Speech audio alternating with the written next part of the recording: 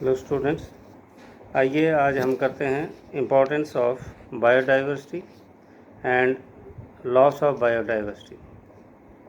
पिछली वीडियो में हमने डिस्कस किया था व्हाट इज़ डाइवर्सिटी, और ये आपने 11th स्टैंडर्ड में भी पढ़ा है। What is biodiversity? Bio means living and diversity means variety. Variety of living creatures, variety of genes, variety of variations present in living organism and in the biosphere is known as biodiversity. There is no exact answer to this question that what is the importance of biodiversity, but experiments conducted by many ecologists have demonstrated that a system with greater biodiversity has more stability and has greater productivity। इसका exact जवाब देना कि biodiversity की importance क्या है, ये अभी तक इसका अप्रोप्रिएट आंसर जो है देना बहुत मुश्किल बात है। लेकिन जो अभी तक इकोलॉजिस्ट ने एक्सपेरिमेंट कंडक्ट किए हैं उसके बेस पर हम कह सकते हैं कि जो सिस्टम, जिस सिस्टम में, जिस इकोसिस्टम में जितनी ज़्यादा बायोडाइवर्सिटी होती है वो उतना ज़्यादा स्टेबल होता है और उसमें प्रोडक्शन भी ज़्यादा होती है। This is the basic importance of biodiversity. Second, in the long run biodiversity is related with overall health of our ecosystem and survival of human race on the earth. Ultimately biodiversity से फ़ायदा क्या होता है कि पूरा ecosystem जो है stable रहता है, उसकी हेल्थ ठीक रहती है, वो स्टेबल रहता है, वो बैलेंस्ड रहता है और उसका सीधा ही असर पड़ता है on the wellbeing of human being.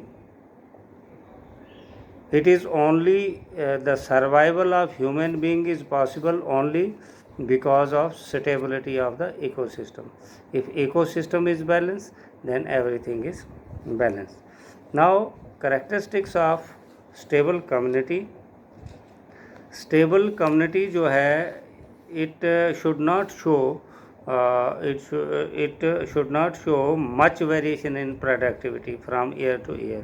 एक साल में बहुत प्रोडक्शन हो जाए, दूसरे साल में कम हो जाए, तीसरे में ज़्यादा हो जाए, ऐसा नहीं होना चाहिए। ज़्यादा वेरिएशन नहीं होनी चाहिए और कोई अगर इस पर डिस्टर्बेंस आती है तो कुछ ज़्यादा इसमें चेंजेस नहीं आने चाहिए। ये इतना रेजिस्टेंस होना चाहिए कि वो उस डिस्टर्बेंस को फेस कर सके। और दूसरा, it must be resistance to invasion by alien species. कुछ ऐसी स्पीशीज़ जो उस इकोसिस्टम को डिस्टर्ब करती हैं, उसको फेस करने की उसकी इतनी हिम्मत होनी चाहिए। This is the basic importance of biodiversity. Now, what do you mean by loss of biodiversity and how the loss of biodiversity takes place? The main cause is the human activities. There are natural calamities, but the major cause of loss of biodiversity is human itself. On the so-called development and growth, on the context of industrialization, etc., almost on daily basis many species are being eliminated from the biosphere. Due to human activities, natural wealth is getting lost rapidly. Last 20 years have seen the loss of 27 species. पिछले 20 सालों में तकरीबन 27 species जो हैं वो extinct हो चुकी हैं। उनमें से कुछ जो हैं वो उनके लॉस जो हुए हैं उसके काजेज़ क्या हैं? हम लोगों ने लिविंग ऑर्गेनिज्म के हैबिटेट्स को तबाह कर दिया। वहाँ हमने अपना हैबिटेट बना दिया, वहाँ हमने अपना घर बना दिया और जिसकी वजह से वो ह्यूमन बीइंग्स ने इंट्रोड्यूस किया, उनका हैबिटेट डिस्टर्ब हो गई। फॉर एग्ज़ाम्पल डिफॉरेस्टेशन, फॉरेस्ट की कटिंग शुरू हो गई, पॉल्यूशन बढ़ गया, जिससे बहुत से प्लांट्स और एनिमल्स का लॉस हो गया। दूसरा, ओवर एक्सप्लॉयटेशन।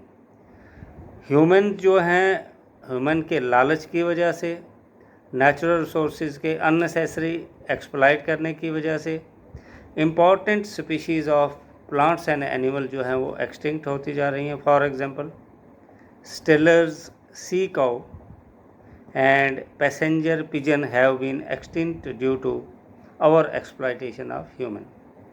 कुछ स्पीशीज़ हैं जो हमारी बायोस्फीयर से पूरी तरह से ख़त्म हो गई, जैसे स्टीलर सी काउ है या पैसेंजर पिजन है, जो कबू आपने फिल्मों में भी देखा, कबूतर जा जा जा, तो उस वक्त जो मैसेजेस जो हैं, वो चिट्ठियाँ जो लेटर्स हैं वो पिजन ले जाते थे, तो वो पिजन जो हैं इस वक्त एक्सटिंक्ट हो चुके. Alien species invasion.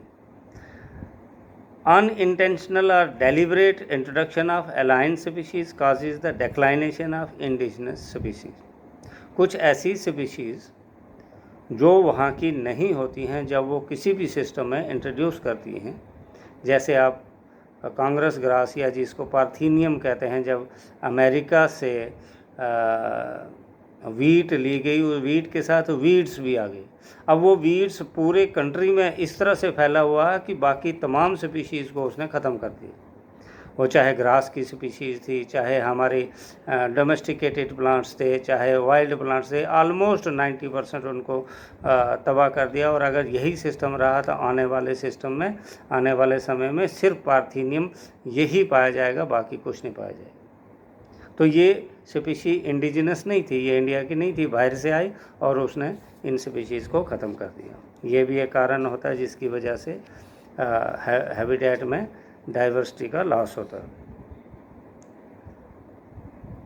For example Nile perch introduced in Lake Victoria led to the extension of more than 200 species of cichlid fish in the lake. जब ये नाइल पर्च जो है इंट्रोड्यूस किया गया, तो ये जो विक्टोरिया की लेक थी उसमें से तकरीबन 200 स्पीशीज़ जो फ़िश की थी वो ख़त्म हो गई. को एक्सटिंक्शन. व्हेन ए प्लांट और एनिमल बिकम्स एक्सटिंक्ट, जब कोई पौधा या जानवर एक्सटिंक्ट हो जाता है तो दूसरा पौधा या जानवर जो इस पर डिपेंड होता है वो भी एक्सटिंक्ट हो जाता है, क्योंकि वो उसके बिना रह ही नहीं सकता. उसका सर्वाइवल ही उसी पौधे या उसी एनिमल पर होता है. तो एक के बजाय 2 स्पीशीज़ हमारी चलेगी. In case of plant pollinators, mutualism, the extinction of one partner will eventually lead to the extinction of. Mutualism में आपने पढ़ा है कि both organism depend upon each other. अगर उनमें से एक ऑर्गेनिज्म एक्सटिंक्ट हो जाती है तो दूसरी ऑर्गेनिज्म जो है वो भी एक्सटिंक्ट हो जाएगी, क्योंकि उसका पार्टनर चला गया. बिकॉज वो दोनों इकट्ठे रह के एक दूसरे को सपोर्ट करते थे. अकेला ऑर्गेनिज्म वो सारी चीज़ें नहीं ले सकता है. तो these are the causes of loss of biodiversity. It is the high time we must understand. अब ये चीज़ें क्यों पढ़ाई जाती हैं कि ताकि हम हर एक स्पीशी की इम्पोर्टेंस को समझें. हमारे एनवायरनमेंट में जितनी भी तरह की ऑर्गेनिज्म है, हर एक की इम्पोर्टेंस है. कोई भी चीज़ फजूल की नहीं है, हर एक की वैल्यू अपने अपनी जगह पर है. कोई छोटी हो सकती है, कोई बड़ी हो सकती है, कोई प्लांट की फॉर्म में हो सकती है. किसी का यूज़ हमें मालूम है, किसी का यूज़ हमें मालूम नहीं है. लेकिन जिसका यूज़ हमें मालूम नहीं है वो फजूल की चीज़ नहीं है.